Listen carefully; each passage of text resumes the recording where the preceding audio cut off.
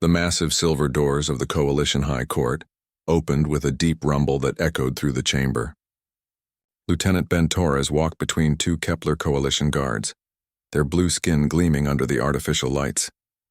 His military boots clicked against the polished stone floor as hundreds of alien eyes followed his every step.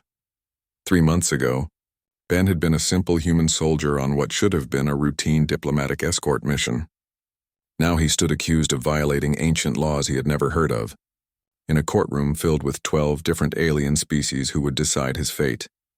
The rescue that started everything played in his mind like a broken recording. It had been a standard protection detail on the planet Valthos Prime. Ambassador Richards was meeting with Chancellor Theron about a new trade agreement between Earth and the Valthan Empire. Ben and his squad were there to make sure everything went smoothly, but nothing had gone smoothly that day. The rebel attack came without warning. Masked figures stormed the diplomatic building, firing energy weapons that lit up the corridors like deadly fireworks. Ben's squad fought back hard, but the rebels had planned everything perfectly. They took hostages, including Chancellor Theron's daughter Zara. Ben remembered the moment he first saw her. She was pressed against a wall in the storage room where the rebels had trapped her, her silver hair falling across her face as tears ran down her pale blue cheeks.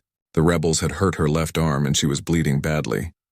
He should have waited for backup. Military protocol demanded it. But when he saw the rebel raising his weapon toward the wounded girl, something inside Ben snapped. He burst through the door, tackled the armed rebel to the ground, and scooped Zara up in his arms. The rescue took less than 30 seconds. Ben carried her to safety, applied first aid to her wounded arm, and stayed with her until the medical team arrived. She had whispered thank you in broken English, and he had smiled back. Simple, clean, heroic. Even nobody told him that touching her had bound them together forever under Valthan law. Now, as Ben took his place in the defendant's chair, he looked across the courtroom at Zara. She sat in the witness section, wearing formal Valthan robes that covered her from neck to feet. Her silver hair was braided in complex patterns that marked her high social status. She would not meet his eyes. "This court is now in session," announced Judge Krell, a tall insectoid being whose forearms moved in precise gestures. "We are here to address the matter of Lieutenant Ben Torres of Earth and Lady Zara of House Theron, regarding violations of the sacred bonding laws of the Valthan people." Ben's lawyer, a human named Susan Park, stood up. "Your Honor, my client was unaware of any Valthan laws during his rescue operation. He acted purely to save a life in danger." From the other side of the courtroom, a Valthan advocate rose. His name was Drac, and his formal robes marked him as a high-ranking legal expert. "The laws are clear," Drac said in accented English. "Physical contact during life-threatening rescue creates sacred bond. Ignorance does not break sacred law." Judge Krell's compound eyes focused on Ben. "Lieutenant Torres, please explain your actions on the day in question." Ben stood up, his hands steady despite the weight of what was happening. "Your Honor, I saw someone in danger and acted to help them. That's what any decent person would do." "But you did not just help," Drac interrupted. "You carried Lady Zara. You touched her wounded arm with your bare hands. You stayed with her when medical aid arrived. These actions create soul bond under our most ancient laws." Susan Park shook her head. "Your Honor, these laws cannot apply to beings from other worlds who were never informed of them. The Valthan Empire is a founding member of the Kepler Coalition," Judge Krell replied. "Their laws are recognized and protected under the Coalition Charter. All member species, including Earth, agreed to honor these traditions when they joined our alliance." Ben felt his stomach drop. Earth had joined the Coalition only 5 years ago, desperate for allies against potential threats from outside the galaxy. The human government had signed dozens of agreements without fully understanding every detail. Now those signatures were coming back to haunt him. "What exactly do these laws require?" Ben asked. Drac stepped forward, consulting a tablet covered in Valthan symbols. "When unmarried person of noble blood is rescued through direct physical contact, rescuer becomes soulbound. The rescued person's honor can only be restored through marriage to the rescuer, or through exile from homeworld." "Marriage?" Ben's voice cracked slightly. "I barely know her." "That is irrelevant," Drac continued. "Lady Zara's social standing has been compromised. In our culture, being rescued means showing weakness. Only marriage to rescue her can restore her honor and position in society. Susan Park was scribbling notes frantically. Your Honor, surely there must be alternative solutions. Earth is willing to provide compensation, or perhaps Lady Zara could be granted honorary citizenship. The law is absolute, said a new voice. Chancellor Theron himself had entered the courtroom. The leader of the Valthan Empire was a tall, imposing figure with the same silver hair as his daughter. My child's honor is at stake. If she cannot marry her rescuer, she must face exile. These are our ways. Judge Krell nodded slowly. The court recognizes the validity of Valthan law in this matter. However, we must also consider the implications for coalition unity and the rights of Lieutenant Torres. Over the next 2 hours, legal experts from multiple species presented arguments. The Xanthari representative spoke about the importance of honoring ancient traditions. The Mokari delegate argued for individual choice over cultural law. The robotic nexus units provided statistical analysis of similar cases throughout coalition history. Ben listened to it all, but his attention kept drifting to Zara. She sat perfectly still, her face showing no emotion. He wondered what she was thinking. Did she want this marriage? Did she hate him for putting her in this position? Or was she just as trapped as he was? During a recess, Susan Park pulled Ben aside. "This is worse than we thought," she whispered. "The coalition treaty system is like a house of cards. If we reject Valthan law, it could cause other species to question the whole structure. Earth could lose all our allies, and if I go through with it, you get married to someone you don't know, and probably live the rest of your life on an alien world following customs you don't understand." Ben looked back at Zara, who was speaking quietly with her father. "What happens to her if I refuse?" "Exile. She would be stripped of her titles, her family name, everything. Valthans take honor very seriously. She would become a non-person in their society." The weight of the situation pressed down on Ben's shoulders. This was not what he had signed up for when he joined the military. He had wanted to serve his planet and protect innocent people. Now protecting one innocent person might destroy his entire life, while refusing might destroy hers. When court resumed, Judge Krell addressed the room with grave formality. This case presents a conflict between individual rights and cultural law, between personal choice and diplomatic necessity. The court has reviewed all precedents and consulted with legal experts from all member species. The chamber fell silent. Ben could hear his own heartbeat. The Valthan sacred bonding laws are ancient and absolute. They have been recognized by this coalition for over 2 centuries. The court cannot dismiss them without undermining the entire foundation of our legal system. Ben's hands gripped the arms of his chair. However, Judge Krell continued, we also recognize that Lieutenant Torres acted without knowledge of these laws, and with purely heroic intentions. Therefore, the court offers the following options. The judge's forearms moved as he gestured toward documents. Option 1, Lieutenant Torres may choose to honor Valthan law by marrying Lady Zara within 30 standard days. This would restore her honor and maintain coalition unity. Option 2, Lieutenant Torres may refuse the marriage. In this case, Lady Zara will face exile from Valthan society, and Earth's membership in the Kepler Coalition will be reviewed for violation of cultural respect agreements. The threat was clear. Refuse the marriage and Earth might lose its only allies in a dangerous galaxy. Option 3. Both parties may agree to a trial separation period of 1 year, during which they will study each other's cultures and make a more informed decision about their future. Susan Park started to speak, but Judge Krell held up a hand. The court requires an answer from Lieutenant Torres now. The coalition cannot wait indefinitely for this matter to be resolved. Ben stood up slowly. The entire courtroom was watching him. Representatives from 12 different alien species waited for his decision. The future of human-alien relations might depend on what he said next. He looked at Zara one more time. For just a moment, their eyes met across the courtroom.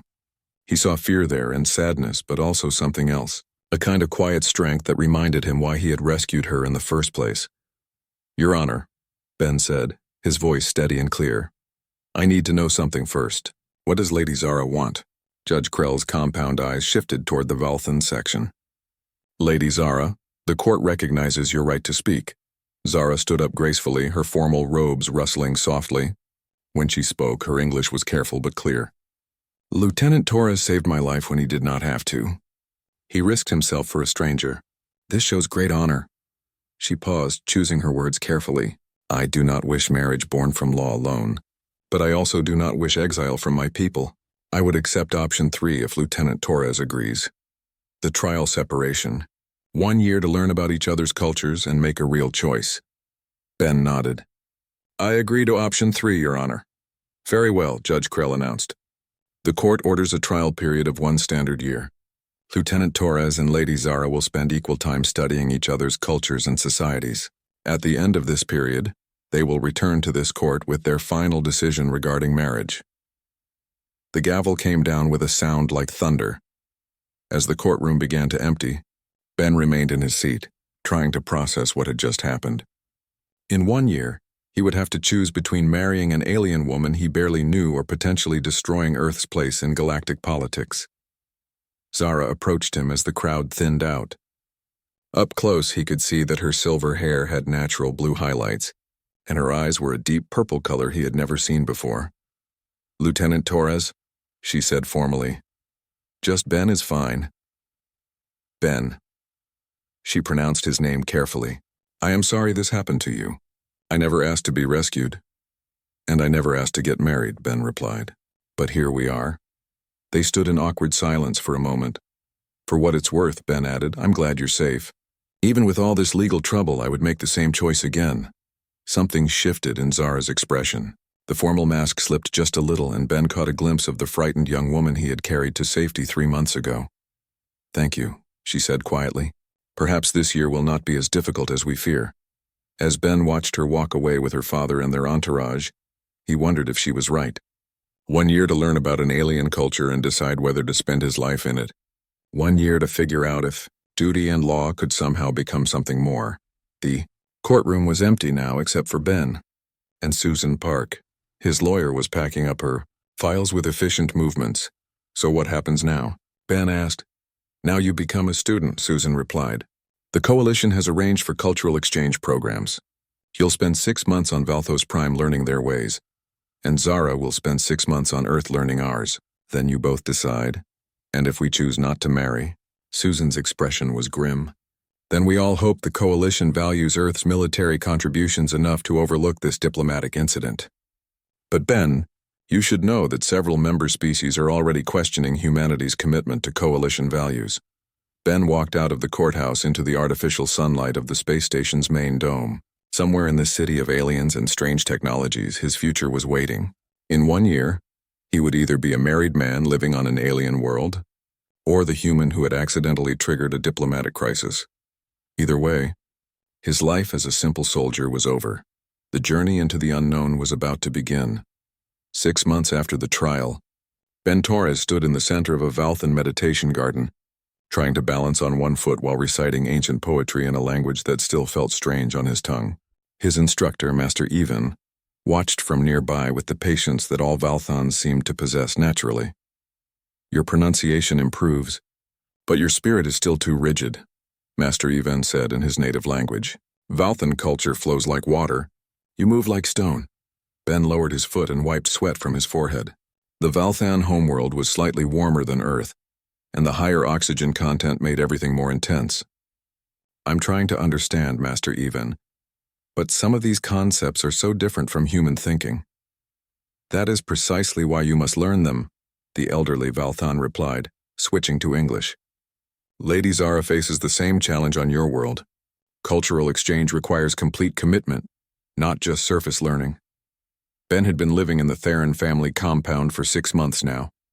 Every day brought new lessons about Valthan society, history, and values.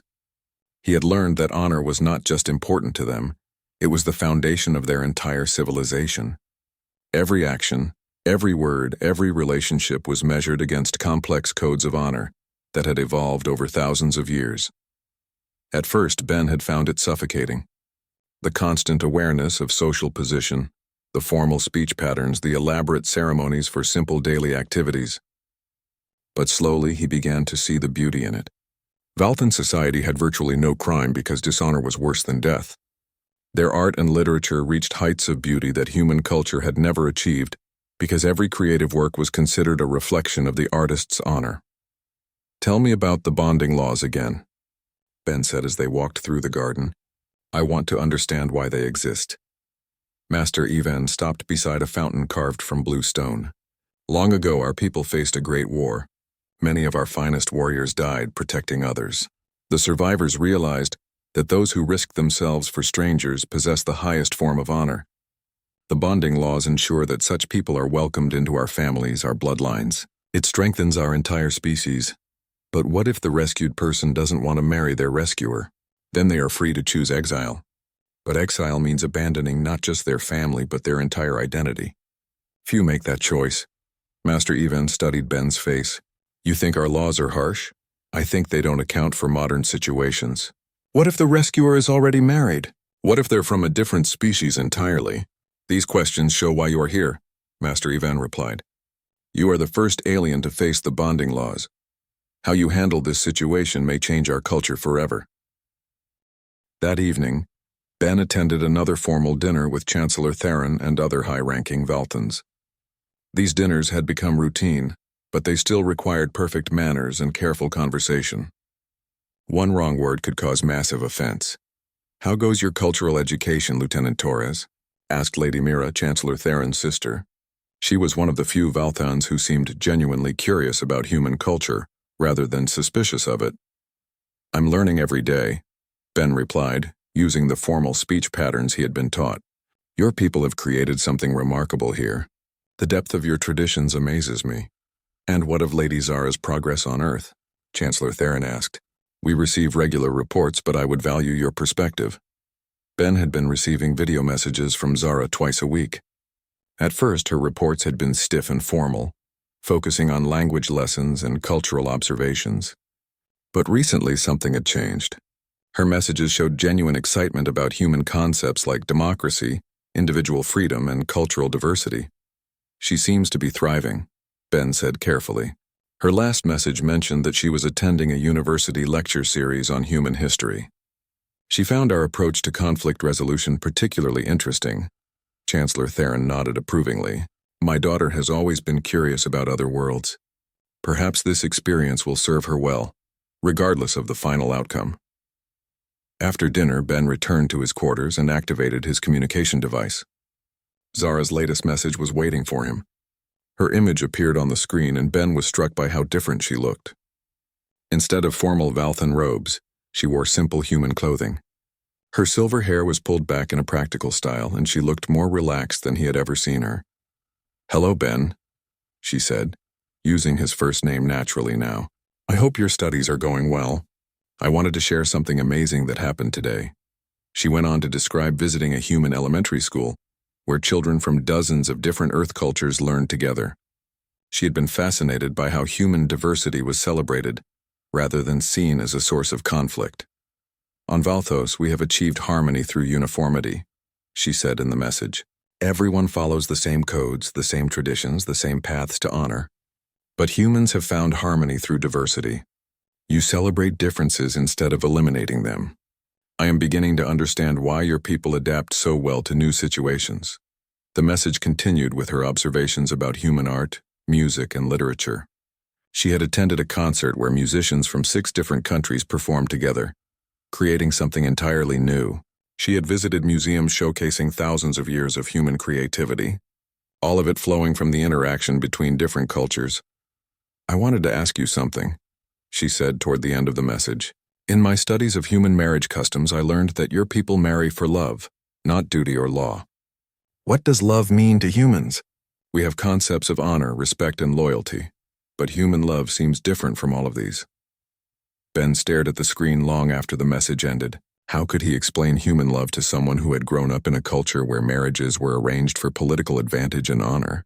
How could he describe the way humans chose partners based on emotional connection, rather than social obligation? He began recording his response.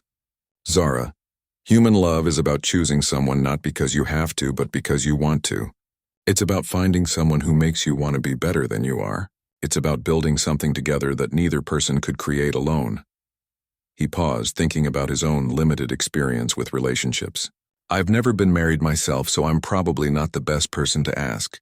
But I've seen human couples who have been together for decades, and they still choose each other every day. They work through problems together. They support each other's dreams. And they create families based on care rather than obligation. Over the following weeks, their video messages became longer and more personal. Zara shared her growing appreciation for human concepts of individual choice and personal freedom. Ben described his deepening understanding of Valthan honor and social responsibility. "I attended a human wedding yesterday," Zara reported in one message. The couple wrote their own vows, promising to support each other's growth and happiness. They spoke of partnership rather than duty. It was beautiful but also strange. How do you build a stable society when people's personal desires matter more than traditional roles? Ben's response addressed her question seriously. Human society isn't always stable. We have conflicts, divorces, social problems, but we also have incredible innovation and adaptability. When people are free to choose their own paths, they often find solutions that traditional systems never could have imagined. As his time on Valthos continued, Ben found himself genuinely appreciating aspects of their culture. The emphasis on honor had created a society with remarkable integrity. Crime was almost unknown, because social shame was a powerful deterrent. Art and craftsmanship reached extraordinary levels because anything less would reflect poorly on the creator's character. He also began to understand why Zara had been so affected by being rescued. In Valthan culture, needing rescue implied that someone had failed in their duty to protect themselves. For a noble daughter, this was especially shameful. The bonding laws existed partly to restore that honor, by connecting the rescued person to someone who had proven their worth through heroic action. "I think I'm starting to understand," Ben told Master Even during one of their lessons. "The laws aren't just about marriage. They're about transforming shame into honor, weakness into strength." "You begin to think like a Valthan," Master Even replied approvingly. "But the question remains, can you live like one?" Meanwhile, Earth was keeping close watch on the situation. Ben received regular communications from his military superiors and diplomatic officials. The coalition had remained stable during the trial period, but several member species were clearly waiting to see how humanity would handle this test of cultural respect. "The political implications are enormous," explained Ambassador Richards during one video call. "If you honor Valthan law by marrying Lady Zara, it proves that humans can adapt to alien customs. If you refuse, some species might see it as evidence that we're too rigid to be trusted partners." "And what do you think I should do?" Ben asked. "That's not my decision to make," Richards replied. "But I will say this. Lady Zara's reports about her time on Earth have been extremely positive. She's become something of a celebrity in coalition diplomatic circles. Her insights about human culture are being studied by xenosociologists across 12 species." As the year neared its end, Ben realized that his perspective on everything had changed. He no longer saw the bonding laws as primitive or unfair. They were the product of a different but equally valid approach to building civilization. Similarly, his appreciation for human flexibility and innovation had deepened through seeing it from an outside perspective. The final month arrived faster than Ben had expected. He and Zara would soon return to the coalition court to announce their decision. But first, they would meet in person for the first time since the trial. Zara arrived on Valthos during the last week of Ben's stay. When she stepped off the transport ship, Ben barely recognized her. She moved with new confidence, carrying herself like someone who had discovered unexpected strengths. Her formal Valthan robes looked different on her now, less like a uniform and more like a choice.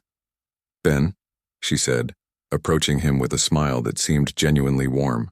"You look well. Valthan life agrees with you." "You look different too," he replied. "Earth changed you." "It did," she agreed. "I learned things about myself that I never knew, about choices I never realized I could make." They spent the next week talking constantly. Ben shared his new understanding of Valthan culture, while Zara described her discoveries about human society. They discussed honor and freedom, tradition and innovation, duty and choice. "I have a confession," Zara said during one of their conversations. "When this all began, I resented you for rescuing me. Not because I was ungrateful, but because it took away my control over my own life. And now I understand that you gave me something more valuable than control. You gave me the chance to see beyond the walls of my own culture. These past months have been the most educational of my life." Ben nodded. "I feel the same way. A year ago, I thought I understood what honor meant. Now I realize I had barely scratched the surface. So what do we do?" Zara asked. The court expects an answer. Ben had been thinking about this question for months. I think we tell them the truth. That we've both grown, that we've both learned, and that we want to build something new together. Marriage? Partnership, Ben corrected. If we do this, it should be because we choose to, not because a law forces us to. Zara smiled. I think I would like that. The return to the coalition court felt different this time. Ben and Zara walked in together, no longer strangers facing an unwanted obligation, but partners who had chosen their path after careful consideration. Judge Krell called the court to order with the same formal ceremonies as before. This court reconvenes to hear the decision of Lieutenant Ben Torres and Lady Zara regarding their future under Valthan bonding law. Ben stood up, but this time Zara stood with him. Your Honor, Ben said, we have both learned much during this year of cultural exchange. We request permission to make a joint statement. Granted, Zara spoke first. Honored judges, I have spent 6 months living among humans learning their ways and values. I have discovered that strength comes not just from following tradition, but also from choosing one's own path with wisdom and consideration. Ben continued, I have spent 6 months learning Valthan culture and have gained deep respect for the honor and integrity it creates.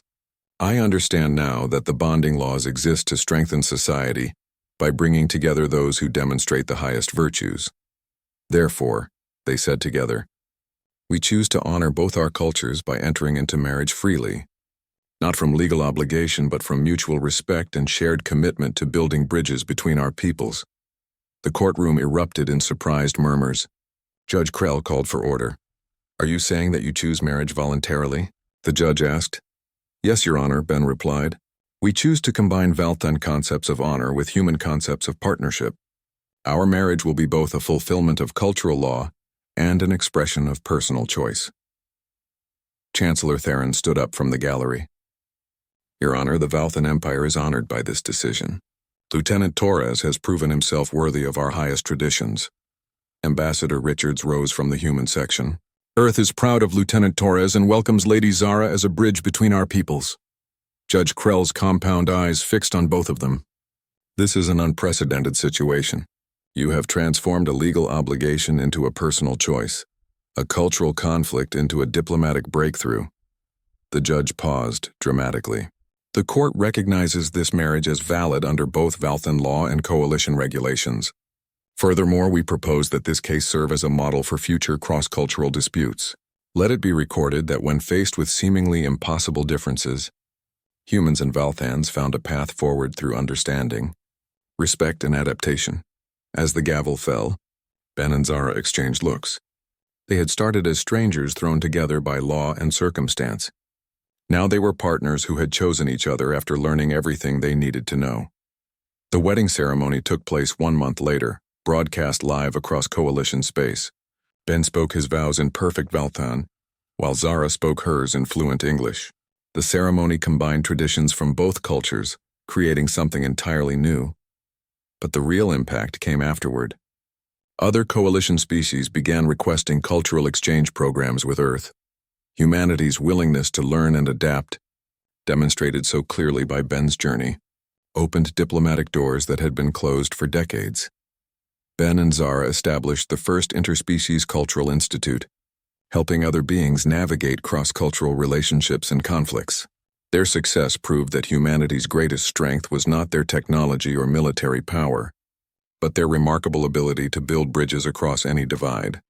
Years later, as Ben watched their children play in a garden that combined plants from both Earth and Valthos, he reflected on how a simple rescue operation had changed everything. By choosing understanding over resistance, adaptation over stubbornness, he had accidentally discovered humanity's true role in the galaxy. They were not conquerors or warriors, but bridge builders and teachers, showing other species that differences could be strengths rather than obstacles. The marriage that began with law had become something far more valuable. Proof that any divide could be crossed with patience, respect, and the courage to see the universe through someone else's eyes.